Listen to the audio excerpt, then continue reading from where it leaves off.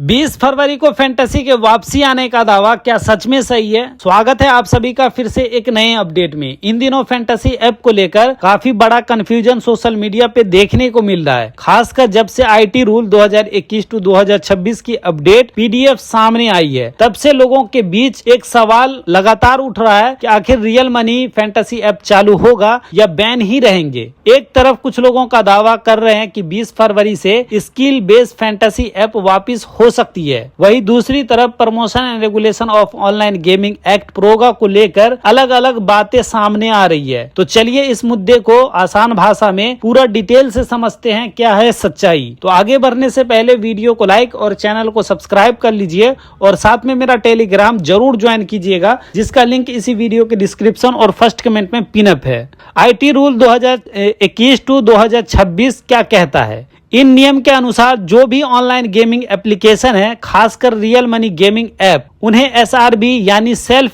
Regulatory body से approval लेना जरूरी है। अब सवाल ये भी है कि एसआरबी किसे अप्रूवल देगा? जिन गेम में स्किल यानी कौशल का उपयोग होता है, जैसे कि फैंटेसी क्रिकेट प्लेटफॉर्म जैसे ड्रीम 11, माई 11 सर्कल, एमपीएल, विजन 11 और भी बहुत सारी फैंटेसी ऐप है, ये खुद को स्किल गेम बताते हैं। अगर ये गेम स्किल का एलिमेंट है तो एसआरबी उन्हें शर्त के साथ अप्रूवल दे सकता है, लेकिन अगर ये गेम पूरी तरह से चांस, सट्टेबाजी या फिर जुए पर आधारित है तो ऐसे ऐप को अप्रूवल देना मुश्किल होगा। एसआरबी के कुछ कड़े नियम भी होते हैं। 18 साल से कम उम्र के लोगों का उपयोग न करे, केवाईसी अनिवार्य हो, डिपॉजिट और विड्रॉल पर प्रदर्शित स्टेज वाइज कंप्लाइन हो, यूजर प्रोटेक्शन गाइडलाइन हो, यानी कि अगर कोई फैंटेसी ऐप स्किल बेस है और सभी गाइडलाइन फॉलो करती है तो उसे अनुमति मिल सकती है। अब बात करते हैं प्रोगा की, promotion and regulation of online gaming act 2025। 20 अगस्त 2025 को सामने आया था। इस एक्ट के बाद कई फैंटेसी प्लेटफॉर्म पेड कॉन्टेस्ट हटा दिए गए थे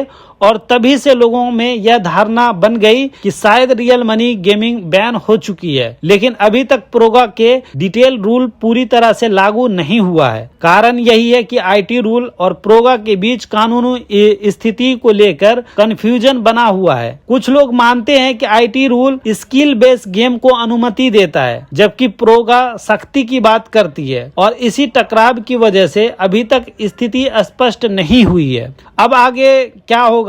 20 तारीख को इस पूरे मामले में बड़ी अपडेट आने की संभावना है। तभी साफ होगा कि क्या skill based real money fantasy app वापसी करेगी या फिर सख्ती से और आगे बढ़ेगी। तब तक हमें इंतजार करना होगा। मेरी पर्सनल राय है, कई क्रिकेट फैंस का कहना है कि फैंटेसी ऐप के बिना मैच देखना एक्साइटमेंट थोड़ा कम हो जाता है, लेकिन साथ ही नियम और सुरक्षित भी जरूरी होती है। तो जो भी फैसला आएगा वो यूजर सेफ्टी और ट्रांसपेरेंसी के साथ आएगा, यही बेहतर भी होगा। अगर आपको ये जानकारी अच्छी लगी हो तो वीडियो को लाइक जरूर कीजिएगा, क्योंकि ये जो ट्रांसपेरेंसी बन रही है, लेकिन सरकार तो यूजर के पक्ष में सोचे कि फैंटेसी अगर बंद हो जाए तो यूजर का फायदा होगा, लेकिन कहीं ना कहीं जो लोग फैंटेसी खेल रहे थे तो लीगल फैंटेसी ऐप तो बंद है, जो सरकार को टैक्स भी पे कर रहे थे, लेकिन उसी की जगह पे बहुत सारी इलीगल फैंटेसी ऐप जो है वो एक्टिव हो गए। जो यूजर है वो आज के डेट में भी फैंटेसी खेल रहे हैं,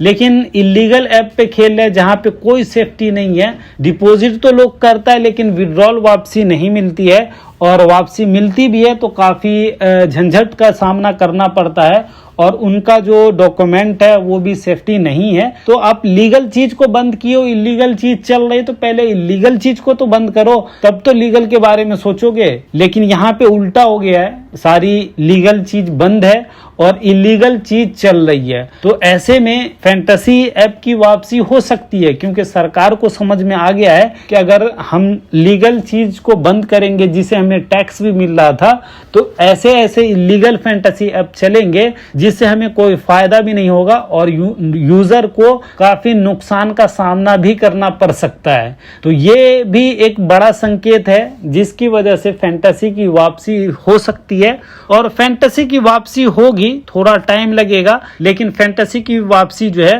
होना तय है।